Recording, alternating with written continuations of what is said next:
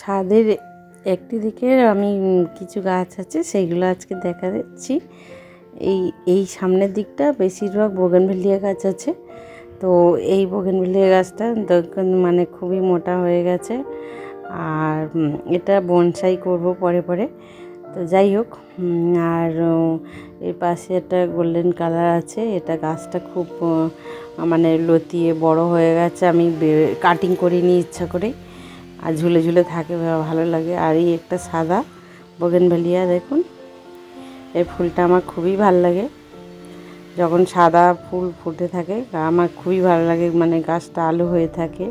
তো গাছটা খুবই সরু, দেখুন একদম আমি ছোট্ট একটা ডাল থেকে করেছিলাম। এটা আমার কেনা গাছ নয়, ছোট ডাল থেকে বানানো। আর এই যে ব্লিডিং হার্টটা, এটাও আমার ডাল কেটে বানানো গাছ। তো ব্লিডিং হার্টেরও ফুলগুলো খুবই ভালো লাগে যখন এই মানে ছোট ছোট লাল ফুলগুলো ফুটে ওঠে, আর পাতাগুলো পুরো পানের মতো দেখতে। আর এই যে একটা আর এই যে গোল্ডেন কালার, দেখুন এইটা হচ্ছে কি সুন্দর ঝুলে আছে।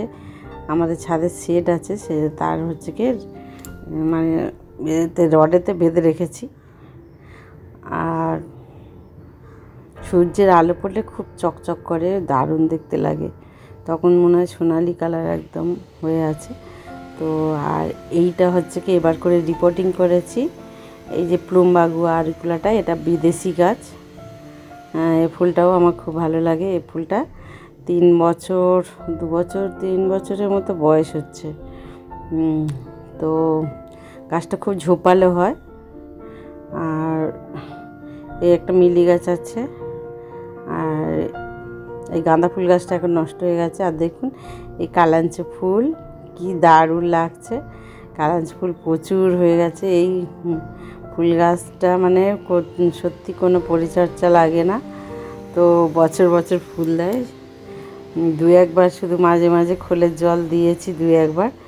আর এটাও একটা, এগুলো সব বানানো গাছ আমার বোগেনভেলিয়া। আর চিত্রা ভ্যারাইটি একটা আছে, চিত্রার ডালটা বিশাল মোটা হয়ে গেছে, বড় হয়ে গেছে। তো এক কাঠচোপা গাছে এখন ফুল এখন একদম বন্ধ আছে। আর এই যে 2টো বোগেনভেলিয়া গাছ আমি নতুন কিনে এনেছি। তো এই গাছ দুটি পরে ভিডিও দেখাবো কীভাবে আমি বসাবো মাটি তৈরি করে। তো আর এই যেটা দেখুন ভেরিগেটেড পাতা, আর শিউলি গাছটার অবস্থা খুবই খারাপ এখন। তো গাছটা এবার আমি নতুন করে খাবার দেব। ভিডিওটি এই পর্যন্তই রাখলাম। যদি ভালো লাগে থাকে লাইক করবেন আর পাশে থাকবেন। আর দেখার জন্য ধন্যবাদ।